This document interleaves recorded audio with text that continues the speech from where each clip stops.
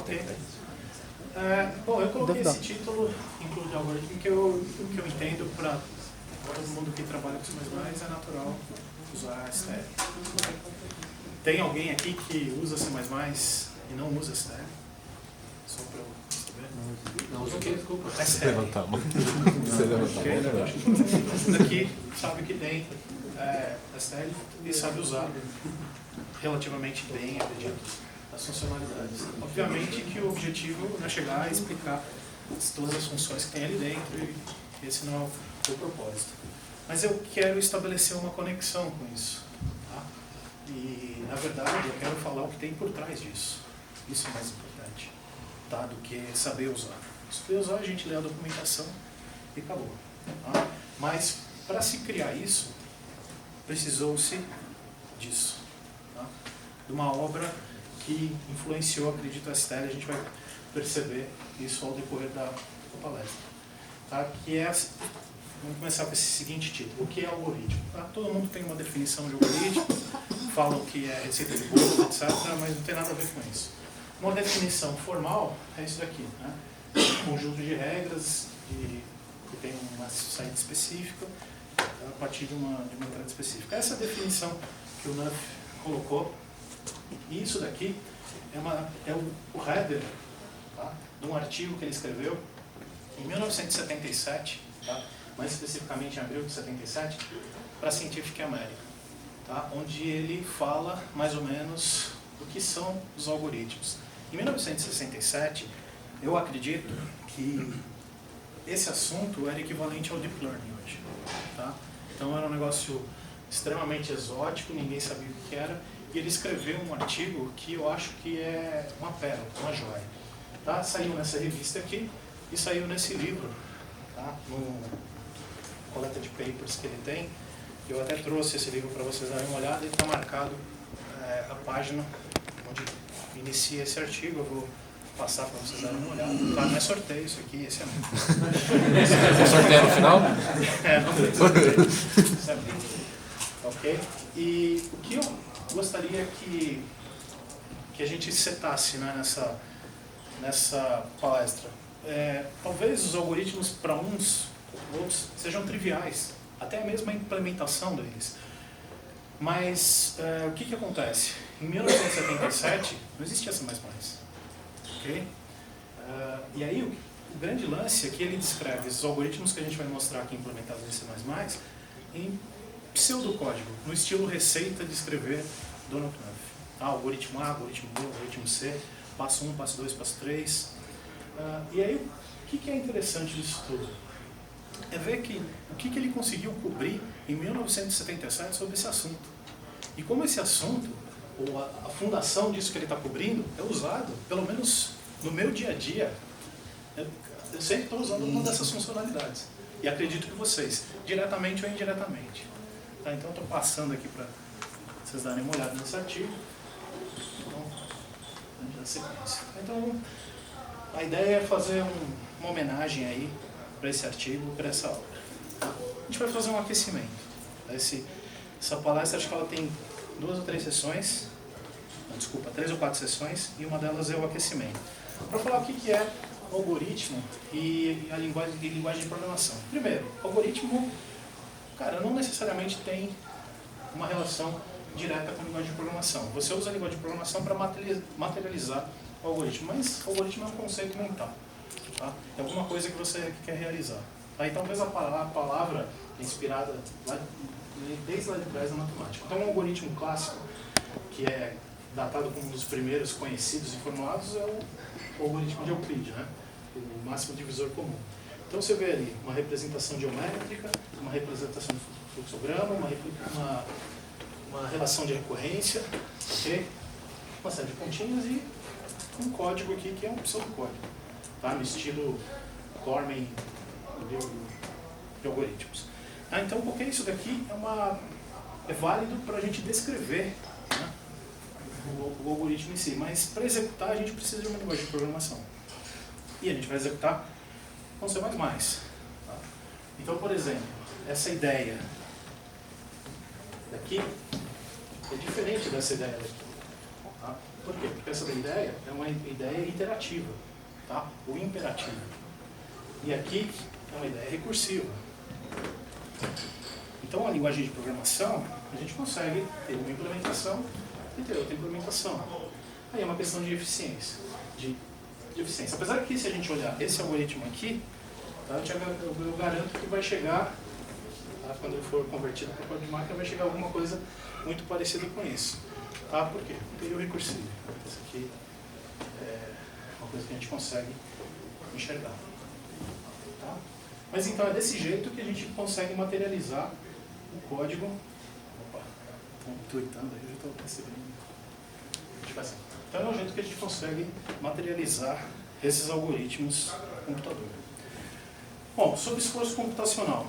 Tá? Eu gosto de fazer esse exercício, tá, para quando a gente começa a falar de análise de algoritmo. E eu gosto de introduzir que a parte inicial de análise de algoritmo tem uma relação com o esforço computacional. Tá? O que é o esforço computacional? Imagina que você tem dois problemas. Problema 1 e problema 2. Tá? E eu falo para você, quantos rostos aqui, quantas carinhas, quantos smiles laranja você tem aqui nessa primeira linha? Tá? Você tem acho que 8, se não me engano. Do jeito que eu coloquei 8 aqui. O que você tem que fazer aqui? Você tem que olhar cada uma delas para você resolver o problema. Certo? Se você tiver que resolver esse mesmo problema aqui embaixo, e falar, quantos smiles amarelos nós temos aqui? Cara, eu tenho certeza que você já bateu o olho e resolveu isso com, né, fala que é 3 porque é o que está destacando. Além de estar destacando, você acaba inconscientemente ignorando o que não está destacado. Tá? Qual é a moral da história aqui? Para a gente resolver o problema 1, a gente precisou visitar todos os elementos da entrada. Tá? E para resolver o problema 2, não necessariamente, a gente conseguiu resolver eles usando só uma fração dessa entrada. Tá? E essa começa a ter a primeira relação com complexidade. Tá? Quando você tem que visitar todos os elementos uma vez, uma passagem, você tem alguma coisa linear. Quando você tem alguma coisa que você pode visitar uma fração, você pode ter, por exemplo, uma coisa logarítmica. Tá? Então isso tem muito a ver com essa relação aqui. Tá? Um algoritmo como o Max Element, para te dar o resultado, ele vai ser linear em termos de notação assintótica. Ok? Ou, se a gente precisar fazer esse código aqui encadeado, visitando todos os elementos, a gente vai ter o pior caso, sin ao quadrado. Tá? Isso é quando a gente faz uma análise de algoritmo um pouco formal. Tá? E isso começou também, foi uma disciplina que o Donald Knuth criou. Tá? De certa forma, ele é conhecido como o pai da análise de algoritmo, que tem essas coisas juntas. Tá? Mas existem outras formas da gente conseguir inferir, né? Através de experimentos. Tá? Você roda o teu código uma sequência de vezes, só que essa sequência de vezes elas precisam obedecer um fator de potência similar, e você consegue, por análise empírica, derivar qual é a complexidade desse algoritmo. Tá? Então, a gente tem duas maneiras de fazer isso daí. Tá? Então, isso daqui é a gente testando, né? Se a gente conseguir pegar um Google Benchmark ou alguma ferramenta de benchmark, a gente consegue extrair isso daqui. Ah, isso aqui não, isso aqui é um pouquinho mais chato. Aí existe uma evolução disso tudo, que aí depende de combinatória, etc., onde você consegue olhar um programa como esse e derivar uma equação, tá? Que é Analytics combinatória. Tá? Que é uma coisa que eu tenho interesse agora, eu tenho estudado um pouquinho mais, tá? Mas ainda não tenho um domínio completo. Mas isso é bastante útil, principalmente isso daqui, para o nosso dia a dia. Porque isso daqui, o que acontece? Isso acaba sendo teórico, isso aqui acaba sendo prático. Tá? Isso vai rodar no ambiente real, né, na máquina, etc. E na verdade, cabe nós tomarmos decisão. Às vezes um algoritmo de complexidade quadrática ele é melhor, porque o caso de entrada é menor, né, daquilo que você tem que resolver no problema real. Tá? Então isso daqui é bastante suficiente. Tá? Só que eu não vou entrar nesses dados aí. Quando a gente fala de algoritmo, a gente também tem que entender que uma outra complexidade, ou alguma outra coisa que pega bastante, é a parte de acesso à memória. Tá? Então, um algoritmo pode ter um gargalo de processamento, de cálculos, etc., de ifs, e também um gargalo de acesso à memória. Tá? E eu acredito que quando a gente cria algoritmo, a gente tem dois modelos mentais que a gente deve considerar com relação à memória. Um que é baseado em índice, tá? A memória, você vai pensar alguma coisa contígua, baseada indexada, tá? Ou você tem alguma coisa que é baseada em ponteiro. Então, provavelmente, o seu algoritmo ou vai ter alguma coisa na estrutura de memória, que é isso daqui, tá? Memória contígua, linear, ou você vai ter uma relação através de direção de ponteiros. Tá? E se a gente for falar de grafo, árvores, etc., é isso daqui. Tá? Então, lista ligada, árvores, etc., são animais do mesmo, vamos dizer assim, do mesmo tipo. Aí a gente tem um exemplo muito simples, né, de contagem de ocorrências. Então eu tenho aqui um vector inteiro e eu quero procurar alguma coisa. Então, basicamente, é percorrer esse vetor e verificar se ele existe e vai incrementando esse cara até ele achar. Tá? Então, é o código mais simples possível que a gente pode encontrar. Tá? No caso de alguma coisa baseada em ponteiro, provavelmente a gente vai ter uma estrutura auxiliar. Tá? Então, aqui a gente tem um nó. Tá? Nesse caso específico, ele é um single linked list. Tá? E aí você vai ter que ficar visitando, né, e alterando a variável que controla o ponteiro para fazer isso aí. Tá? Mas o resultado final é o mesmo. Só que existe, na teoria, tá? Por exemplo, se a gente for fazer uma análise de algoritmo, esse problema tem a mesma complexidade do outro. Só que na prática não. Tá? Quando a gente for utilizar esse algoritmo, essa estrutura e esse algoritmo com essa estrutura, dependendo da quantidade de elementos, provavelmente esse aqui vai gerar mais problemas, mais cache miss, etc. Tem uma série de coisas que estão envolvidas. Mas eu garanto para vocês, muita coisa a gente consegue usar nesse tipo de estrutura, em vetor, por exemplo. Tá? Agora, tem algumas estruturas, grafo, etc., que pode ser que você tenha que usar nesse estudo de ponteiro. Tá? Esses são esses dois modelos que nós temos. E outra coisa, com relação a algoritmo, né? Não adianta você fazer um belo algoritmo e até na verdade foi eu que elaborei essa frase, e ele não ser eficiente. Tá? Então sempre o algoritmo tem a ver com eficiência. Por quê? Por exemplo, caixeiro viajante com força bruta, para você calcular 15 cidades, você vai levar 45 horas. Tá? Isso é um experimento real. Eu deixei lá minha máquina rodando para 15 com força bruta. Tá? Então a gente tem esse problema. Por quê? Porque a explosão combinatória de um problema que tem complexidade fatorial, cara, no caso do caixeiro viajante com 15 cidades, dá isso aqui, ó, é um número que 1.307 bilhões 674 milhões. Ok? A computação quântica vai resolver isso. Tudo bem. Coloca mais, sei lá, mais algum valor aí na frente, provavelmente não vai resolver. Vai sempre cair. Então sempre os problemas NPs vão existir. Isso é bom. Tá? Porque obriga a gente a buscar algoritmos eficientes, inteligentes e bolar novas estratégias. Tá? Não só usar força bruta para resolver o problema. Mas, na prática, muitos problemas são resolvidos com força bruta e atendem. Tá? Tem empresas que ficar rodando um código qualquer que vai no final do dia dar um determinado resultado que ele espera para mandar não sei aonde, ok. Tá? Só que às vezes existe a possibilidade daquela coisa que roda um dia rodar em 5 minutos, por exemplo, e é real isso. Eu vivi casos assim. Tá? Então coisas que rodavam em 2 dias que passaram a rodar em 12 minutos. Putz, isso existe? Isso existe. Tá? Com algoritmo, com estratégia de cache, etc. Usando a inteligência. Então, se o algoritmo não é eficiente, ele acaba sendo inútil. Tá? Então, não adianta a gente falar isso daí. Bom, então eu vou entrar agora exatamente na parte essencial da apresentação, tá? Que é onde eu peguei os artigos aí os algoritmos que o Nuff escreve no artigo deles e acabei implementando em C++, não para falar, puta, uma implementação sofisticada. Não, mas para a gente ver aquilo que era pseudocódigo em 1977 e como que é hoje, como poderia ser hoje. Né? E basicamente, tá? Eu também usei essa filosofia aqui, uma frase dele. Né? I find that I don't understand things unless I try to program them. Eu acho que a maioria de nós, programadores, lê um paper, lê um algoritmo, tal, complexo, etc., o jeito mais eficiente, pelo menos como funciona para mim, é ler, entendi o conceito geral, mas eu preciso fazer o código. Preciso ver esse negócio rodando.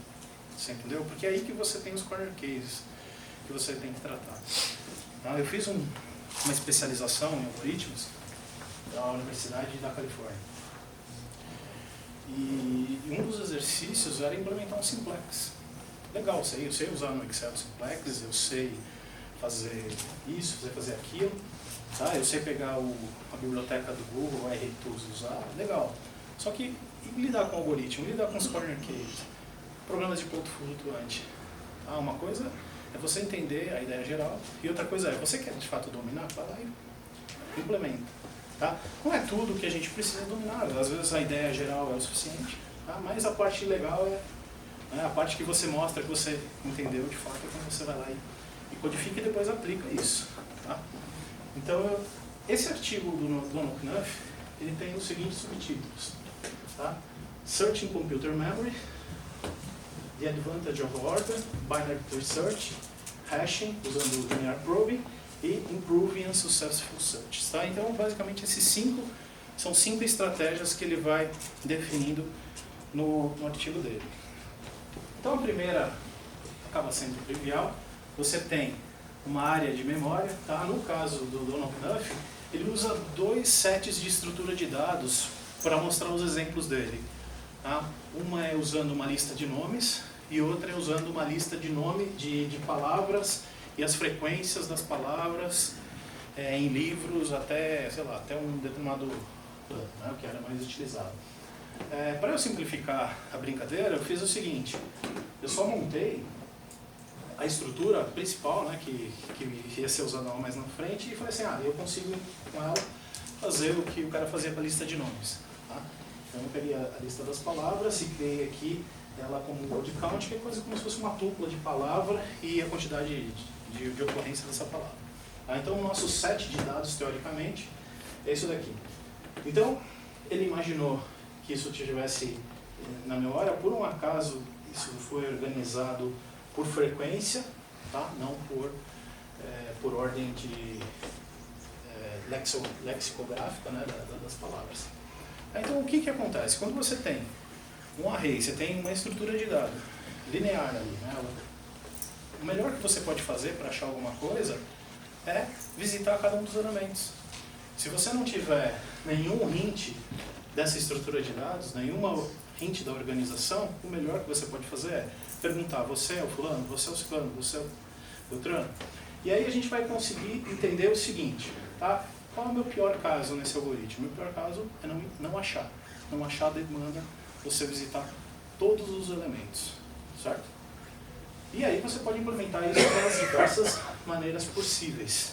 Tá? Eu lembro que, antigamente, sem eu beber da fonte do código da STL, tá? Eu provavelmente não usaria vamos dizer assim, essa variável e ficaria decrementando ela, usaria outra coisa. Então você começa a usar algumas técnicas que você vê, né, no código C++.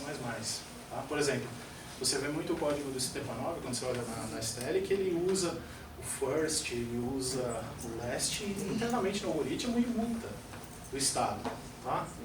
Então, outra coisa, se você quiser desempenho, esquece, e eu já preguei esse assunto, esquece programação funcional. Programação funcional é elegância. Tá? Desempenho é você mudar estado. É você fazer jump, é você fazer tudo isso aqui. É você estar próximo da máquina. Tá? Então você vai ter que lutar. Então basicamente o que a gente faz? Esse é o nosso pior caso, se a gente não encontrar, visitamos todos os elementos. O nosso melhor caso é o quê? É se a gente encontrar de primeira, né? Que retorna a primeira ocorrência que ele visitou. Então isso que a gente consegue falar, e eu batizei esse algoritmo de sequential search. Tá? Eu recebo um vector de palavras, recebo o valor target, só que isso daqui você pode depois, né, generalizar. E a ideia, naquela época, não tinha essa coisa de você generalizar. Isso veio depois com programação genérica, que eu vou falar mais à frente. Mas isso era o que eu consegui fazer de melhor do que nós temos hoje, em que ele estava tentando mostrar naquela época. A coisa se inverte. Então deixa eu só mostrar código para vocês, tá? Eu tenho esses caras compilados e eu montei como se fosse um ambiente interativo, tá? Não é Python, mas é tipo Python.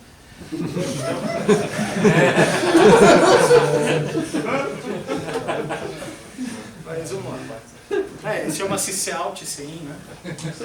Isso que é preguiça, né? Mas não podia fazer com printf e printf. Bom, e aí você tem o seguinte, tem a estrutura de dados aqui. Tá? Primeira que a gente tem seriam esses nomes, né? São essas palavras que foram visitadas. Então, como a gente não tem nada que pode nos ajudar, o melhor que nós podemos fazer é isso daí. Bom, tem agora a segunda parte, que é denominada a vantagem da ordem, certo?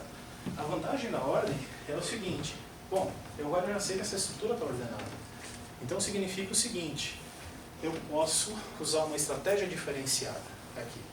Tá? Isso é muito interessante, porque esse algoritmo, e vocês vão perceber que esse algoritmo aqui, eles podem ser executados por humano, e o humano já executa isso daqui. Tá? Se você pegar uma lista telefônica ou uma lista qualquer, nem sei se existe uma lista telefônica, mas alguma coisa equivalente a isso, e se não tivesse uma referência, você ia ter que olhar página por página, basicamente, tá? Para achar o cara. Né? E se você não achasse, era o pior caso, você leu o negócio inteiro.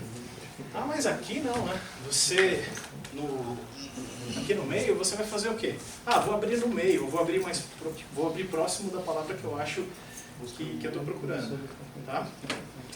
Então, aí você consegue, por exemplo, se eu precisar procurar essa palavra, né, at, tá? Então você vai, mais ou menos, falar, os As estão aqui, né? Mas, pô, desenhar uma estratégia dessa precisa de uma outra estrutura. O que a gente tem nesse momento é só a lista ordenada. Tá? Então, uma estratégia para realizar isso daqui, um algoritmo de entendimento fácil, porém de implementação complexa, é o Binary Search, busca binária, certo? Então ele vai fazer o seguinte, pega o set de dados, acha o ponto intermediário, tá? Aqui a gente tem 30 elementos, o ponto intermediário vai ser 31, né? O ponto intermediário vai ser o 15. Verifica se o valor é maior, o valor de busca é maior ou menor do que isso daqui, e aí você faz um pruning, você corta. Né? Se for menor, você vai considerar o que tiver do 0 a 14, e se for maior, você vai considerar do 16 ao 30. Basicamente isso. Tá? E aí a gente consegue ter uma interação, vamos dizer assim, uma busca, pelo menos melhor do que a primeira. Se vocês olharem aqui, ó, a primeira, tá? Vamos imaginar que eu quero buscar na memória alguma coisa, tá? Alguma palavra que não existe.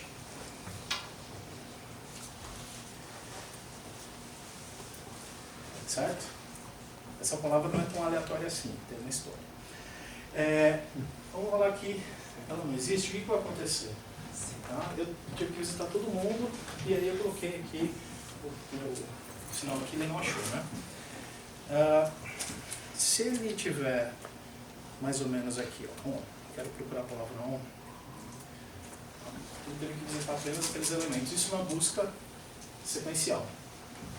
Uma busca que você tem a vantagem da ordem, da ordenação ao seu favor, você vai procurar, por exemplo, a palavra on